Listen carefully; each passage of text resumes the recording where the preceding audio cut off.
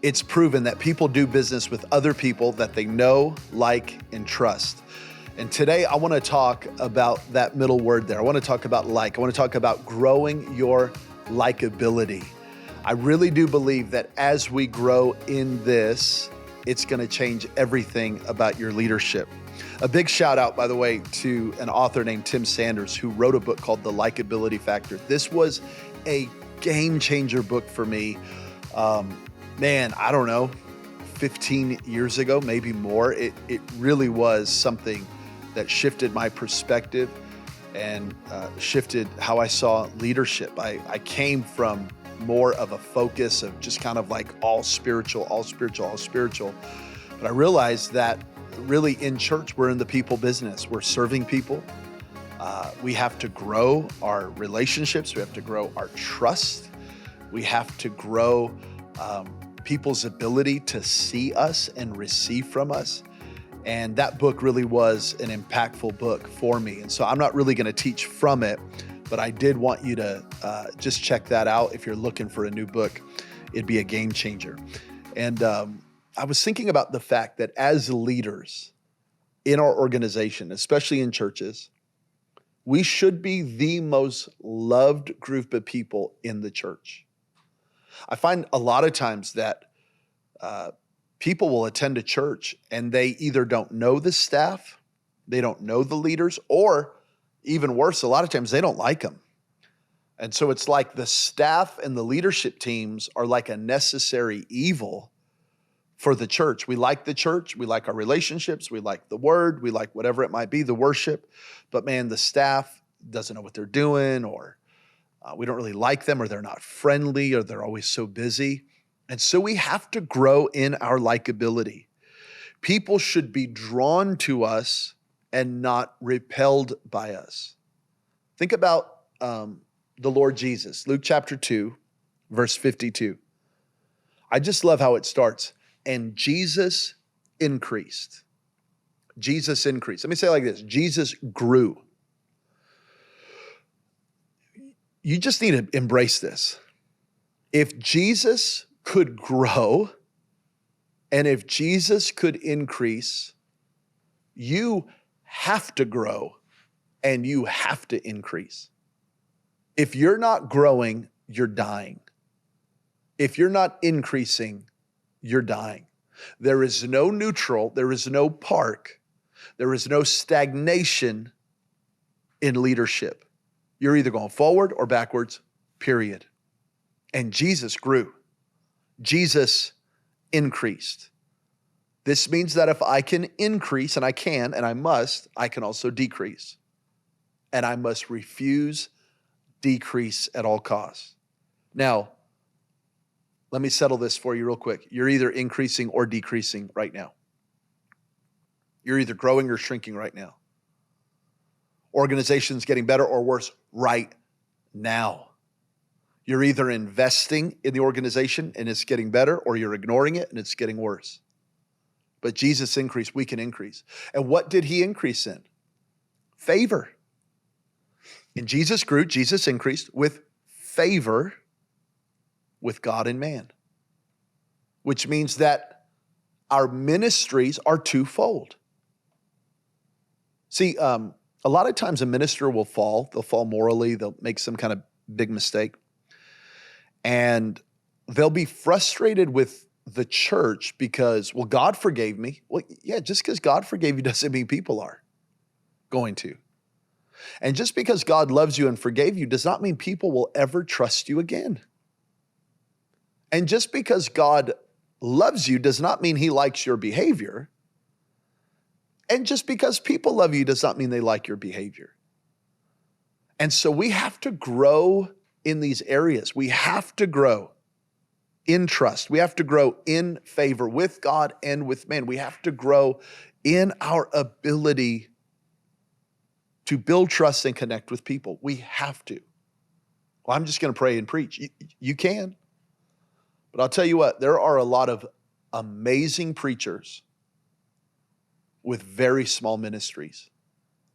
There are a lot of very sincere business owners that will never succeed. Why? Because The sincerity might be there, but there's no likability, there's no growth, and because there's no likability, there's no trust. So let me show you a few ways that you can grow your likability. Here's the first one. Listen. Listen. Let's just go real old school real quick. You got 2 ears and 1 mouth for a reason. Listen. You cannot talk and learn at the same time. You got to listen. If I'm going to be a learner, I'm going to have to be a listener. Now, not listening to respond, listening to learn. Not listening to respond. Most people listen to a person talk, and the entire time that person is talking, all you're doing is trying to create a response, either to look educated or to look like you're in the know, or to look like, or to create an argument. What if you just listen to learn? Okay, my wife's talking right now. I'm going to learn something. I'm not trying to respond. I'm not trying to argue. I'm going to learn. Okay, this guy who's further ahead in life is talking. I'm going to learn right now. I'm not going to let him talk and, oh yeah, you know what I think. No. I'm going to learn. I got to spend a day back at the end of 2023. I got to spend a day with John Maxwell, and I would just ask him questions, and he would answer. And I might ask a follow-up question, and then sometimes it was just like, wow, thank you. You know that there was actually a temptation in me because of insecurity to go, oh, yeah, I like that you said that. You know, what I was thinking about was, it's like, who cares what I was thinking about? I was not there to talk. I was there to learn. And if I was there to learn, then that means I was there to listen. And if you're there to learn and you're there to listen, there could actually be some awkward, quiet moments because you're digesting and you're listening and then they're not speaking and then you're not speaking, and that's okay. If you will listen more, you will become more likable. I'm just telling you. The more you talk, the more opportunities you are creating to get in trouble. I'm just telling you. I on this Sunday that just passed, I was preaching, and these 2 young ladies came up to me after church to confront me about something. And I just let them talk. And with every word they said, they just dug another shovelful of dirt. They just kept going deeper. And my quietness, I literally sat there. I had my big cup. Cheers. And I just sat there and stared at them in the eye. It was just sucking down my drink. And they got so uncomfortable. I mean, you could see their mouth got dry, and they just, what we meant was, I didn't have to say anything. You just listen. You just get quiet. The proverb writer says, even a fool looks wise when they don't talk. So I just stayed really quiet. And then I let him go for 5-6 minutes, felt like an eternity. And then in 30 seconds, I kind of just ended the conversation and moved on. You just learn to be quiet. Not everything has to be an argument. Not everything has to be a response. Not everything has to be, I'm telling you, listen.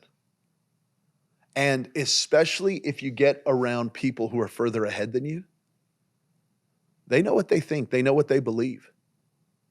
And they know that they carry something valuable. And if you will listen, you will learn.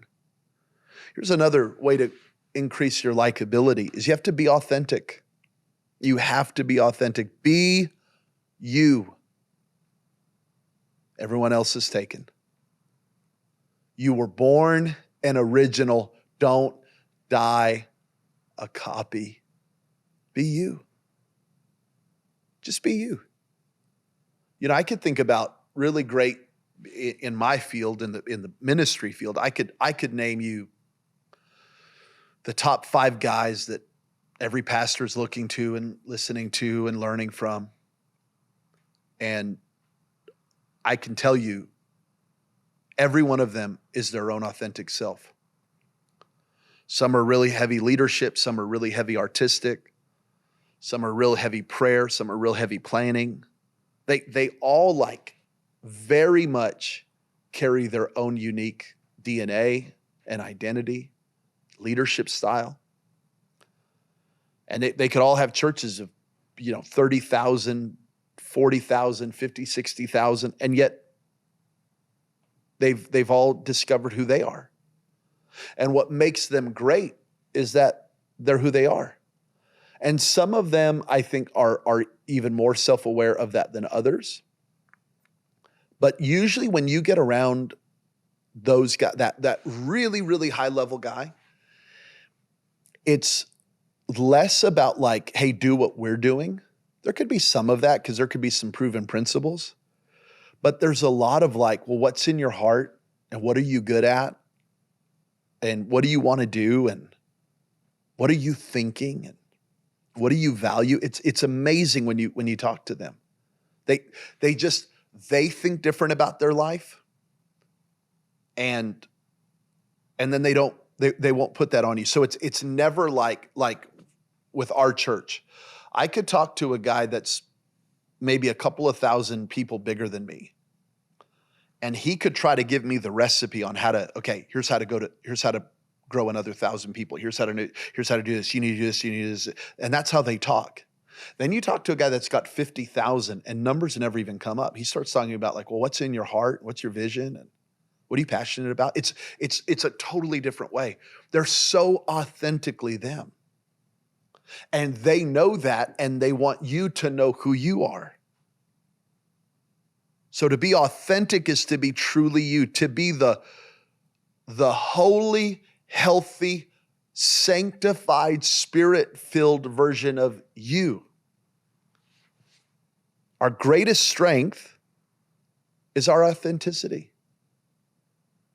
I'm just telling you, there's something about it. When Jesus called Peter was a fisherman. And Jesus said, come follow me. I'll teach you how to be a fisher of men. He did not say, come follow me. I'm going to teach you how to be a carpenter. Jesus did not change who Peter was in the sense of how he saw life and how he approached life and what his gifts, talents, and abilities were. Jesus took what Peter knew and connected it to kingdom purpose. He didn't change Peter's strengths. He connected his strengths to kingdom. See, this is the power of being authentic. Peter never stopped being a fisherman. He never stopped being, he was the first soul winner in the book of Acts. It was Peter who lifted his voice with the others and preached the gospel. Peter never lost that because Jesus never took that. And so many times we are giving up our identity. See, I think it's very easy to think about okay, you got to give Jesus your sin. You got to give him your weakness. You got to give him your generational curses. You got to give him your mess. You got to give him your secrets. You got to give him your trauma. You got to give him your drama. You got to give him all that. Yeah. You do. Give him all that. He wants all of it. But you also have to give him your genius and your gifts and your talents and your abilities and the thing that makes you brilliant. Give that to him and watch what he'll do with it. And never be ashamed of it. And never try to fit in when you can stand out. You got to be authentic.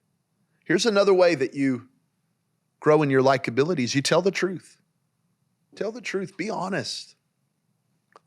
Don't be a liar. Just be honest. Just be an honest person. I'm not talking about kind of this new age of, I got to keep it real and I'm not talking about that. I'm not talking about, when I say tell the truth, I'm not talking about being opinionated. I'm just saying though, be a truth teller. Be honest. Think about the difference. Jesus is the truth. Satan is the father of lies. Who do you want to be? Which one are you going to be? Tell the truth. Just be an honest person. Don't lie. Don't fabricate. Don't over exaggerate. You'll sleep a lot better at night. People will respect you if you tell the truth. Just be an honest person. Hey, I can't make it to that thing. I'm so sorry. Don't commit and then back out. I got this going on. No, just, hey, I can't go.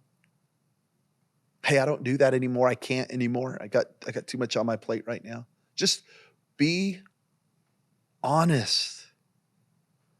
Ephesians 4:25 says, lay aside falsehood, speak the truth. Think about that. Lay aside falsehood, speak truth to each other. Each one of you with his neighbor. We are members of one another. Man, I love that. So I want to be a truth teller. Again, trust is built in years.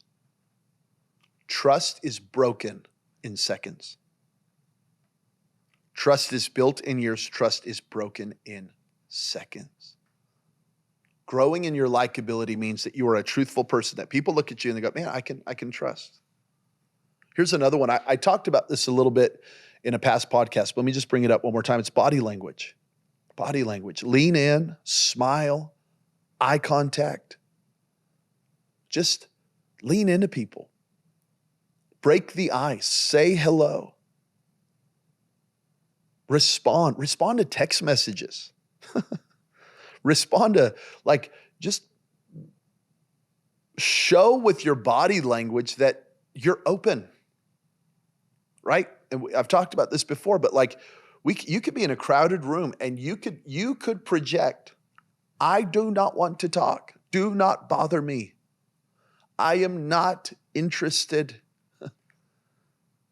Or you could project, I'm interested. I want to talk. I'm here to chat. I'm here to connect. It's up to you. It's up to you. Body language is massive. People will create assumptions about you. Is that fair? I don't know if it's fair, but it's true. So you've got to communicate, I'm open. People like that. And people don't like it the other way. Here's another way that we can grow in our likability is be calm. Have a calm presence. Let me just talk to preachers really quick. You can't shout the entire sermon. You can't. You can't just get up there and just scream. There has to be levels to your communication. This is so true of anything. If you're just one thing all the time, people can get used to that frequency and shut you down. So if you're just always a 4, or if you're just always an 8, if you're always a 1, you're always a 10, it doesn't matter what it is, people will begin to tune you out. So there has to be levels to this. But you can't just always be intense. You've got to have a calm presence where you come across approachable, where there's a kindness, where there's a softness, think about Jesus. He had, I don't know what that presence was. He had a presence where children are running up to him. Parents are running up to him with their kids going, please bless my child. There was a calmness. And then you think about, juxtapose that with his disciples. Get away from us. Leave the teacher alone. Right? There was this, you could just imagine, right? Just these disciples just being all just wired and loud and just bad negative energy. And then you have Jesus going, let me see these kids. Let me speak a blessing over. There's just a calmness. Calm. You can correct and be calm. You can be frustrated but still be calm. You have to communicate from a calm place. Never match another person's energy. Never, never. Relax. Just relax. Another way to grow in your likability is to greet by name. As much as you can, and I'm terrible at it, but as much as you can, learn names, speak names, say people's names. And again, as your organization gets bigger, staff gets bigger, church gets bigger, I get that it's harder to do, but anytime you can, speak the name of a person. What is a person's favorite name? Their name. And so say their name. And then lastly, to grow in your likability, ask questions. Ask questions. Just like I said, a person's favorite name is their name. The most interesting person in the world to that person is themselves. So ask questions. What do you do? How are you? How's your wife? Tell me about your kids. What's going on there? Ask questions. Be inquisitive. Learn something. What would you do about this? How'd you do this? What would you do there? Ask questions. Have you ever been there? Have you ever done this? Where's your favorite place to go? Ask, where do you like to eat? What's your favorite food? Ask questions. Be interested. And we're not, again, let me just, clarify the spirit of this. The spirit of this is not, to learn the power of persuasion. It's to be a good leader. It's for people to like you and trust you and know you. It's important. Again, I talked about this before, but we're spirit, soul, and body. We're spirit, soul, and body. Our organization has to be spirit, soul, and body. It can't just be spiritual. It can't just be prayer. It can't just be we're outraged about whatever's happening in the world. There's also soul and body. We have to mature past this, especially for you senior pastors. You can't just be the man of God. Can't just be the man of God. You gotta have some hobbies. You gotta be normal. You gotta know how to hold a conversation. And the conversation can't be all about you. You gotta ask questions. You gotta learn. You gotta dig. Interesting people are interested people. And if people don't find you interesting, it's because you're not interested. You've got to learn the power of asking questions. Who do you say that I am? Right? You got to ask questions. You got to learn the power of conversation. God is a question asker, right? You get in the Bible. Adam, where are you? Jacob, what's your name? Disciples, who do you say that I am? All these questions. He's always asking questions. There's something powerful about asking questions. There's something powerful about not just going into a conversation going, well, if they're, they'll start asking me. No. Break the ice with questions. It's very important. Tell me your story. Just tell me your story. Tell me a little bit about yourself. How'd you get here? How'd you find our church? How long have you been coming to the church? Just ask questions. It will grow your likability. I'm telling you. Don't make everything about yourself. Don't assume you're the most interesting person in the room. Don't assume everyone can learn from you, but you can't learn from them. Assume the opposite. Come in as a student. Come in as a listener. Come in asking questions. And you will become the smartest person in the room. Not because of what you do already know, but because of what you don't yet know. And you'll grow in it, and people will be drawn to it. That's how you grow your likability. Man, I hope today was a blessing. I want to encourage you. Maybe show this to your teams, show this to your staff. If it was good for you, if it helped you, maybe throw it in your Instagram story or share it on your X account or on your Threads account. Let people know about this podcast. Make sure to like this video. Make sure to subscribe so you're always just knowing what's going on. We post every Wednesday of every week. And I'm hoping this is helpful to you. And then make sure to check out our sponsor, launchsunday.com. Launchsunday.com. They sponsor this podcast, and they are an incredible printing and signage company that can help you with whatever you do. If you need to put something on something, Launch Sunday can do it for you. And they're going to give you the absolute best product and best price. We'll see you next week.